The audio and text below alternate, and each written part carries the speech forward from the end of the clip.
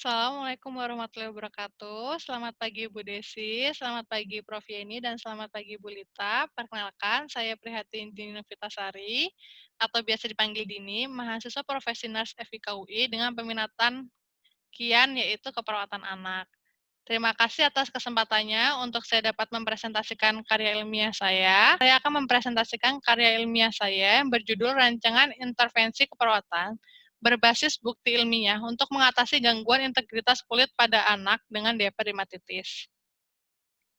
Tujuan dari presentasi sendiri yaitu memaparkan hasil rancangan intervensi keperawatan berbasis bukti ilmiah berupa standar prosedur operasional, implementasi konsep ABCDE atau Air Barrier Cleansing Diapering Education untuk mengatasi gangguan integritas kulit pada anak dengan dermatitis, serta memperoleh umpan balik berdasarkan presentasi yang sudah saya berikan. Untuk outline-nya, yaitu pendahuluan, metodologi, rekomendasi intervensi, penutup, daftar pustaka, serta lampiran.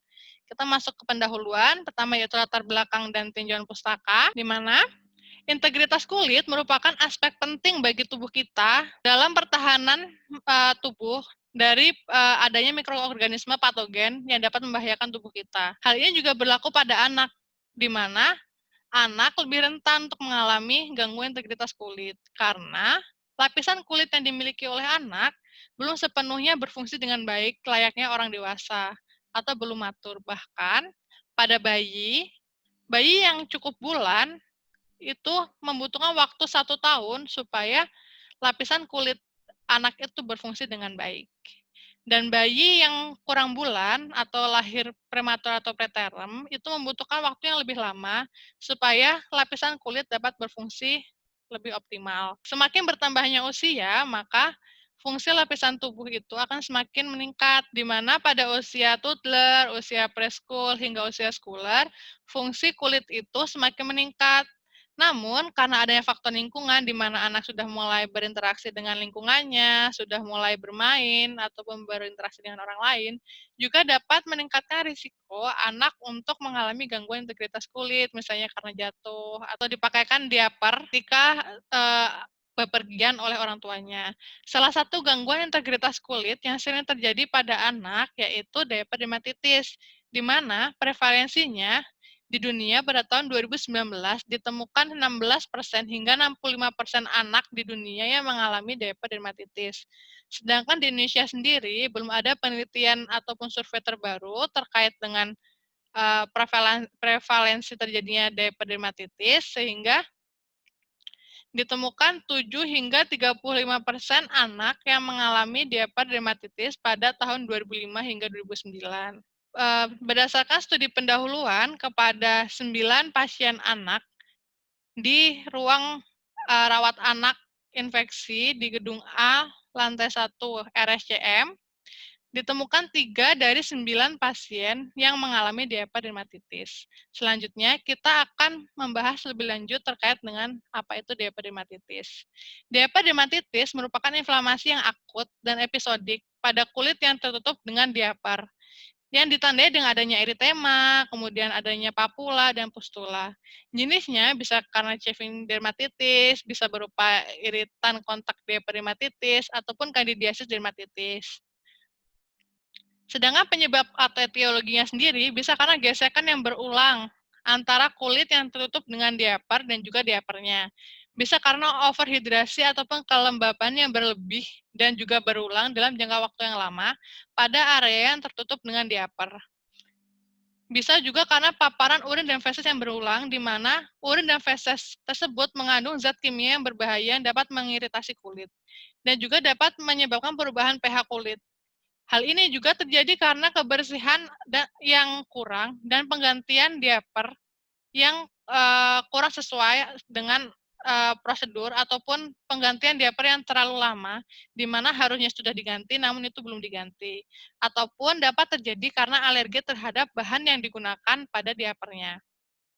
Untuk faktor risikonya, bisa karena anak itu diare dan memiliki inadekuat nutrisi, penggantian diaper yang kurang dari 3 kali dalam 1 malam, dan penggunaan diaper dalam periode yang cukup lama, riwayat diaperdermatitis dan infeksi sebelumnya seperti kandidiasis, penggunaan diaper tertentu seperti diaper sekali pakai, penggunaan bedak tabur talc, serta faktor lingkungan. Untuk anak yang mengalami infeksi seperti kandidiasis ataupun infeksi lainnya yang dirawat di RSCM Gedung A, faktor lingkungan ini sangat berpengaruh, di mana dengan adanya imunitas yang turun ketika anak mengalami infeksi dan lingkungan yang menyebabkan anak mengalami kerentanan terhadap infeksi, anak lebih mudah untuk mengalami dermatitis kandidiasis. Seperti itu. Untuk manifestasi klinisnya, bisa menyebabkan nyeri, bisa menyebabkan luka, ataupun dalam bentuk ruam pada area di sekitar perineal ataupun area perineal dan area yang tertutup dengan diaper. Hal ini dapat menyebabkan ketidaknyamanan pada anak, bisa menyebabkan anak kurang tidur, kemudian nafsu makan anak menurun, anak tidak mau menyusu, dan dapat menyebabkan stres pada anak. Hal ini apabila terjadi secara terus-menerus, maka dapat menyebabkan stres juga pada orang tuanya. Selanjutnya, jenis diaper yang diketahui ataupun beredar di masyarakat itu ada dua, yaitu diaper sekali pakai dan juga diaper yang dapat dicuci ataupun popok konvensional. Dari dua jenis diaper ini, diaper sekali pakai yang paling diminati oleh para orang tua, di mana diaper sekali pakai ini dianggap lebih efisien karena lebih instan dan memiliki daya serap yang tinggi, sehingga dapat digunakan dalam kurun waktu yang lama. Sayangnya, ibu kurang memperhatikan terkait kesehatan kulit anak, di mana penggantian diaper itu lebih lama dan juga ketika pembersihannya itu juga menggunakan bahan yang dapat mengiritasi kulit, sehingga dapat meningkatkan risiko terjadinya diaper dermatitis. Seperti pada penelitian Sujatni Hartini dan Kusumo pada tahun 2013, penggantian diaper per 4 jam sekali lebih berisiko daripada penggantian diaper per 2 jam sekali. Dan juga meningkat pada penggunaan diaper yang berlangsung lama. Padahal 84,8% perawatan perineum pasien anak dan dewasa kelas 3 di RSUD Meraksa tidak dapat dilaksanakan oleh perawat. Sehingga hal ini membutuhkan peran keluarga ataupun ibu ataupun orang tua dalam penerapan family center care dalam perawatan anak itu sendiri. Berdasarkan studi pendahuluan di ruang infeksi anak RSCM, 9 ibu mengatakan memilih menggunakan diaper sekali pakai dalam waktu yang lama karena keterbatasan pakaian, karena anak dirawat dalam periode waktu yang lama, dan juga alat medis yang terpasang di tubuh anak itu banyak, sehingga ketika harus mengganti pakaian berulang kali itu dapat mengganggu fungsi dari alat itu sendiri. Padahal di ruangan dalam satu shift itu terdapat 2-3 perawat maksimal itu yang dapat merawat pasien anak, tergantung dengan kondisi di ruangan itu sendiri. Sehingga dibutuhkan penerapan family center care dengan ibu yang teredukasi terkait dengan pencegahan dan penata laksanaan diaper dermatitis itu sendiri, dan juga dibutuhkan standar prosedur operasional yang memudahkan perawat dalam mencegah dan mengatasi diaper dermatitis pada anak. Untuk tujuan umumnya, membuat rekomendasi standar prosedur operasional terkait pencegahan dan penata laksanaan gangguan integritas kulit, khususnya diaper dermatitis pada anak dengan konsep A, B, C, D, E berdasarkan bukti ilmiah. Untuk tujuan khususnya dimulai dengan mengidentifikasi literatur penelitian eksperimental terkait dengan penerapan konsep ABCDE, kemudian menganalisis dan merangkum penerapan konsep tersebut, dan kemudian terakhir yaitu membuat rekomendasi berupa standar prosedur operasional. Untuk manfaatnya, bagi ilmu pengetahuan dapat menjadi referensi.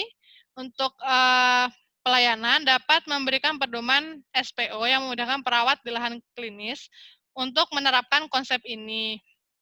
Bagi peneliti sendiri, yaitu menambah pengetahuan dan kesiapan dalam memberikan asuhan keperawatan terkait dengan gangguan integritas kulit akibat dermatitis. Selanjutnya yaitu bab 2, metode penelusuran literatur, yaitu dengan menggunakan metode PICO. Dengan komponen population-nya yaitu penelitian pada anak dan atau ibu secara langsung ataupun penelitian di laboratorium dalam menguji produk tertentu. Untuk intervention-nya sendiri yaitu pelaksanaan konsep A, B, C, D, E dengan A itu diaper free time, B-nya barrier dengan berbagai jenis barrier yang dapat digunakan, C-nya perennial hygiene dan membersihkan area diaper dengan menggunakan produk tertentu, kemudian D-nya jenis diaper yang digunakan, baik itu pemilihannya ataupun penggunaannya. Kemudian E-nya edukasi yang diberikan kepada keluarga dengan penerapan prinsip family center care. Untuk comparison-nya, penata laksanaan diaper dermatitis hanya dengan terapi farmakologi tanpa menerapkan konsep ABCDE. Untuk outcome-nya, derajat diaper dermatitis itu menurun dan prevalensi terjadinya diaper dermatitis pada anak yang sehat itu menurun. Berdasarkan metode PICO tersebut, diperoleh kata kunci yaitu child, diaper dermatitis, diaper free time, air, barrier, cleansing, diapering, dan education. Database yang digunakan untuk literatur dari luar negeri yaitu Clinical K, EBSCOhost, ScienceDirect, PubMed, Wiley Online Library, dan Google Scholar untuk yang literatur nasional. Untuk kriteria inklusinya sendiri, penelitian yang digunakan yaitu penelitian eksperimental mengenai konsep ABCDE, boleh dilaksanakan langsung pada anak dan atau orang tua ataupun penelitian di laboratorium terhadap produk tertentu. Barrier kulit yang digunakan hanya barrier yang tidak termasuk dalam terapi farmakologi. Kemudian publikasi berupa publikasi dengan menggunakan bahasa Inggris ataupun bahasa Indonesia dan dipublikasikan dengan periode 10 tahun terakhir. Untuk kriteria eksklusinya yaitu publikasi hanya tersedia abstraknya saja ataupun penelitian tersebut belum selesai dilakukan, jadi hanya berupa rancangan penelitian. Untuk ekstraksi dan analisis datanya, berdasarkan masing-masing database yang digunakan, total dari literatur yang diperoleh yaitu 394, kemudian terdapat duplikasi dan kemudian diperoleh totalnya 311. Selanjutnya disaring menggunakan kriteria inklusi diperoleh 55 dan disaring menggunakan kriteria eksklusi diperoleh 31. Dari 31 literatur inilah yang akan dianalisis lebih lanjut dan dijelaskan dalam presentasi ini. Dari 31 literatur tersebut, hanya satu literatur yang melakukan eksperimen terhadap 5 konsep dari ABCDE itu sendiri. Dan pada bayi, sejumlah 70 bayi yang mengalami diaper dermatitis, penerapan konsep ini dinilai efektif dalam meningkatkan kesembuhan dari bayi itu tersebut. Kemudian, dari konsep AIR atau diaper free time, yang merupakan pelaksanaan konsep yang paling murah dan mudah dilakukan karena melakukan intervensi berupa tidak menggunakan diaper pada anak dalam kurun waktu tertentu. Menurut Furber et al. Tahun 2012, penerapan konsep ini efektif untuk mencegah dan mengatasi terjadinya diaper dermatitis.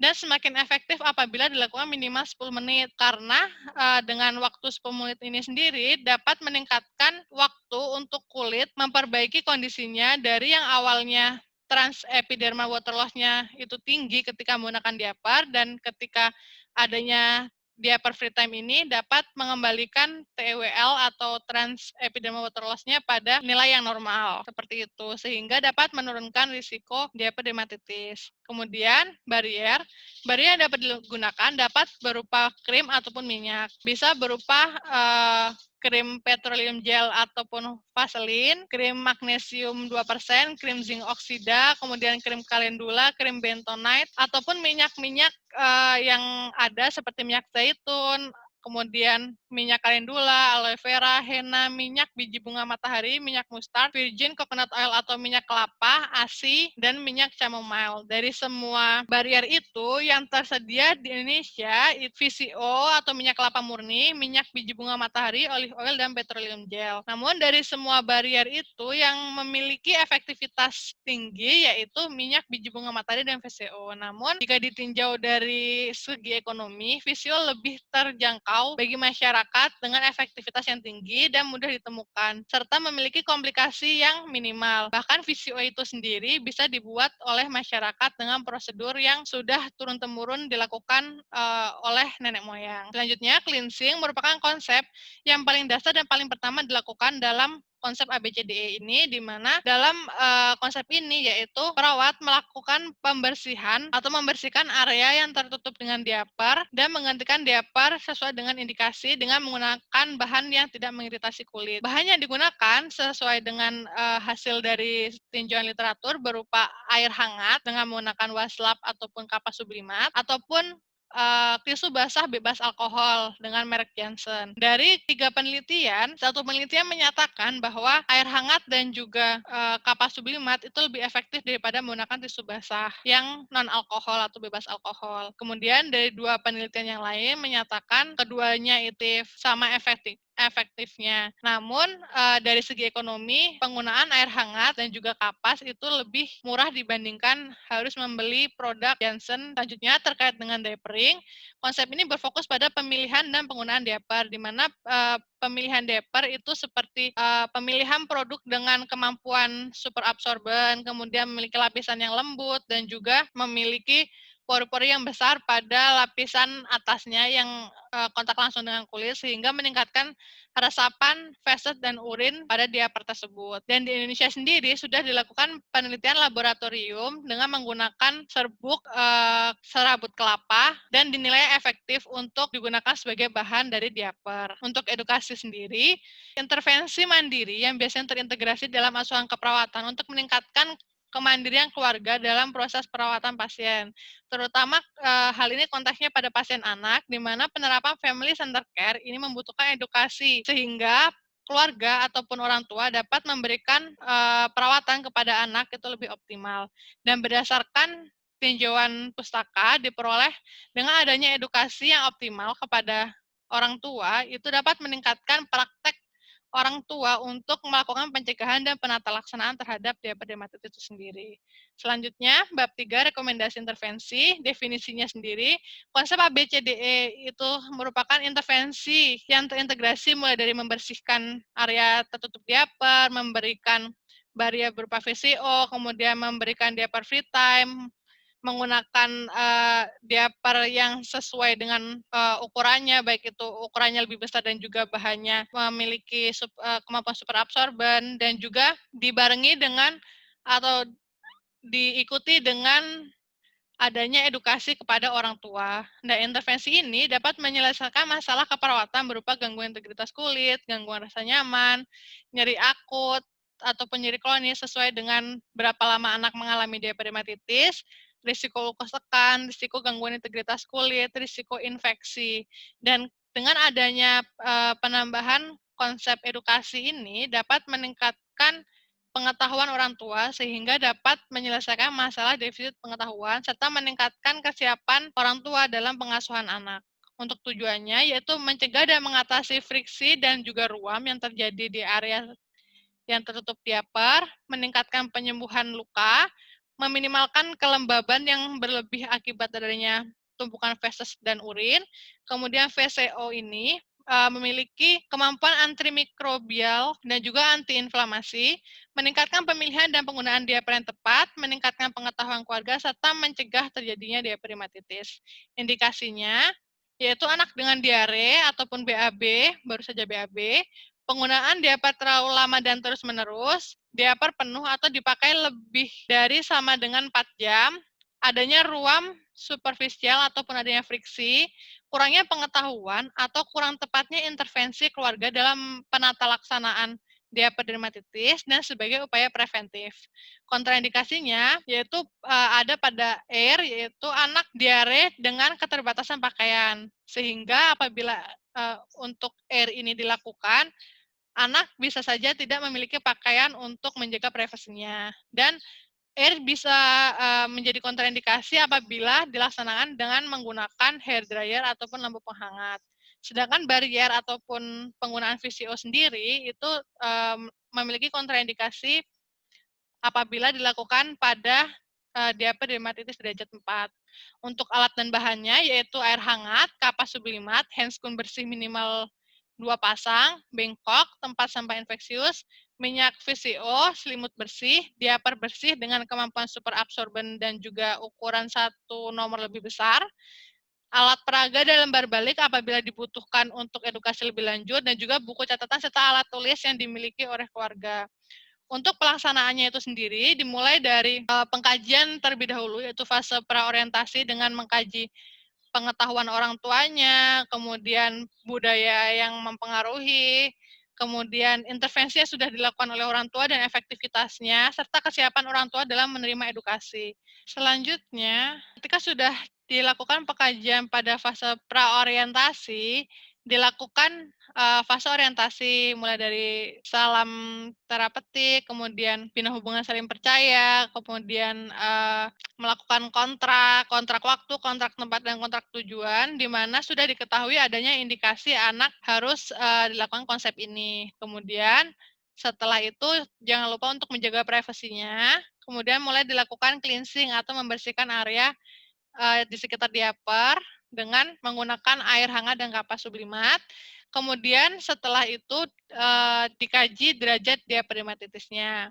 Setelah itu dilakukan edukasi kepada orang tua. Jadi sembari melakukan cleansing, sembari melakukan edukasi kepada orang tua, dan edukasinya berupa bagaimana cara membersihkannya dan juga produk yang aman untuk anak. Selanjutnya diberikan bariernya berupa VCO. Untuk pemberian VCO sendiri juga melibatkan orang tua, di mana orang tua diajak untuk mengoleskan di area diaper ataupun area ruamnya, kemudian menjelaskan mengapa dipilih VCO sebagai bariernya, dan juga sambil memijat area diaper ataupun area yang tertutup diaper itu selama 20 menit. Nah, selama 20 menit itu sendiri juga bisa memijat selama 20 menit, kemudian dilakukan diaper free time ataupun anak tidak menggunakan diaper selama 10 menit. Nah, selama proses ini dilakukan juga edukasi kepada orang tua mengapa dilakukan diaper free time dan juga bagaimana caranya.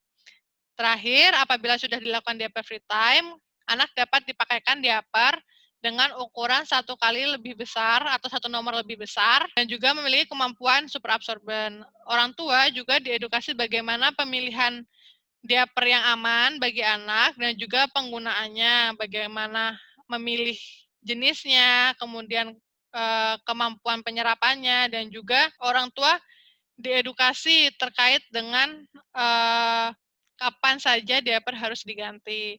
Selanjutnya, apabila ketika dilakukan diaper free time belum ditentukan jadwal untuk dilakukan diaper free time oleh orang tua, maka dilanjutkan dengan edukasi terkait kapan saja orang tua akan melakukan diaper free time sesuai dengan kesepakatan. Jadi didiskusikan terkait kapan saja mengganti diaper dan juga kapan saja melakukan diaper free time dan memberikan barrier VCO itu sendiri. Orang tua juga diedukasi bagaimana memanage atau mengatur stres yang dialami oleh orang tua karena anak rewel akibat diaper dermatitis itu sendiri, dan juga melakukan pencegahan dan perawatan diaper dermatitis. Untuk lebih efektif dapat digunakan media untuk edukasinya dan juga untuk discharge planning-nya. Selanjutnya, untuk evaluasinya bisa formatif dan sumatif. Untuk formatif itu pada saat itu yaitu respon anak dan juga respon orang tuanya, materi dan media edukasi yang diberikan, pengetahuan yang dimiliki oleh orang tua, kemampuan orang tua dalam melakukan intervensi, ketersediaan VCO dan diaper yang digunakan, dan juga kemampuan orang tua dalam menyediakannya, dan evaluasi sumatif yaitu kemampuan, kepatuhan, serta kesadaran keluarga dalam menerapkan intervensi, dan juga adanya penurunan derajat diaper dermatitis. Untuk dokumentasi yaitu dilakukan setiap selesai melakukan intervensi, diawali dengan identitas klien, tanggal dan waktu, kemudian respon klien dan keluarga, derajat diaper dermatitis yang dialami oleh klien atau anak, keluhan lain, frekuensi pemberian VCO yang dilakukan ataupun yang disepakati oleh keluarga, jenis dan jadwal penggantian diaper, dan pelaksanaan diaper free time yang dilakukan dan disepakati oleh keluarga, dan apabila sudah pada hari kedua ataupun ketiga dapat dilakukan evaluasi terkait dengan pelaksanaan dari jadwal yang sudah disepakati ini, kemudian rencana tindak lanjut keluarga, dan terakhir identitas perawat. Untuk komplikasinya, yang bisa terjadi yaitu adanya alergi ataupun iritasi jika menggunakan pembersih yang mengandung alkohol. Kemudian, apabila air ataupun diaper free time dilakukan dengan mengeringkan area kulit dengan hair dryer ataupun lampu penghangat dapat menyebabkan luka bakar. VCO yang digunakan pada derajat 4 dapat memicu inflamasi kronis, dan pemilihan serta penggunaan diaper yang kurang tepat dapat menyebabkan dermatitis. Kemudian, hal yang perlu diperhatikan terkait cleansing yaitu pemilihan produk dalam membersihkannya, yaitu yang bebas alkohol. Dianjurkan yaitu menggunakan air hangat saja, karena itu lebih mudah dan lebih murah, serta lebih aman. Dan diaper diganti setiap 1-3 jam pada anak dan 1-2 jam pada bayi. Untuk bariernya minimal digunakan 2 kali sehari atau bisa digunakan setiap penggantian diaper, dan dilakukan pemijatan di area diaper untuk meningkatkan kenyamanan pada bayi ataupun pada anak, dan juga meningkatkan penyerapan dari minyak itu sendiri pada kulit. Kemudian untuk airnya bisa dilakukan sesering mungkin karena itu paling mudah dan paling murah dilakukan dan dapat meningkatkan efektivitas dari konsep ini. Untuk diapering yaitu pemilihan diaper sesuai dengan kriteria yang sudah dijelaskan, dan juga penggantian diaper sesuai indikasi. Dan terakhir, terkait dengan edukasi yang harus diperhatikan yaitu kesiapan keluarga dalam menerima edukasi, pengetahuan dasar serta budaya yang mempengaruhi, media yang digunakan, dan kemampuan keluarga dalam melakukan intervensi ini. Untuk implikasi keperawatannya, studi kepustakaan ini menambah wawasan perawat di lahan klinis bahwa diaperdermatitis sebenarnya itu sering terjadi meskipun tidak dilaporkan oleh orang tua, dan juga rekomendasi berupa standar prosedur operasional penerapan konsep ini diharapkan dapat memudahkan perawat dalam memberikan asuhan keperawatan. Dan karena studi kepustakaan ini belum dilakukan secara langsung di lahan klinis, maka komponen-komponen ini bersifat fleksibel di mana perawat dapat memodifikasinya sesuai dengan kondisi klinis, kondisi yang ada di lahan klinis, dan juga sesuai dengan kemampuan keluarga. Terakhir, penutup, yaitu kesimpulan, dermatitis merupakan salah satu gangguan integritas kulit yang sering ditemukan pada anak, dan dari total 394 literatur diperoleh 31 literatur yang sesuai dengan kriteria, dan disusunlah rekomendasi dengan penerapan konsep ABCDE dalam penata laksanaan diaper dermatitis dengan urutan CBAD strip E. Nama konsep yaitu tetap ABCDE bukan CBADE, yaitu untuk memudahkan orang tua dalam mengingat konsepnya, dan juga memudahkan perawat juga dalam mengedukasi dan juga mengingatnya, karena istilah ABCDE lebih mudah diingat dan dipahami daripada CBAD strip E. Kemudian pada air dilakukan diaper free time minimal 10 menit, pada barrier yaitu menggunakan VCO, cleansing dan diapering dilakukan sesuai dengan indikasi, dan edukasi diberikan dengan sesuai dengan kemampuan keluarga dalam menerima edukasi, dan tetap mempertahankan dengan pelaksanaan prinsip family center care, dan standar prosedur operasional dari konsep ABCD ini telah disusun dapat menjadi pedoman perawat dalam melaksanakan pencegahan dan penata laksanaan diaper dermatitis pada anak. Untuk sarannya, bagi pelayanan dari penata laksanaan konsep ini dapat memudahkan perawat untuk mengatasi gangguan integritas kulit berupa diaper dermatitis, dan sebaiknya memprioritaskan preventif primer daripada preventif sekunder. Selanjutnya, bagi pendidikan yaitu memperluas dan memperdalam referensi Dan bagi penelitian, sebaiknya penelitian selanjutnya berupa penelitian eksperimental dan dapat memodifikasi komponen dari ABCDE. Berikut daftar pustaka yang digunakan dan lampirannya, yakni ini lampiran terkait dengan matriks dan ini lampiran terkait dengan media edukasinya. Untuk lebih lanjutnya dapat dilihat di file PowerPoint-nya. Sekian presentasi dari saya. Apabila ada kesalahan, saya mohon maaf. Wassalamualaikum warahmatullahi wabarakatuh.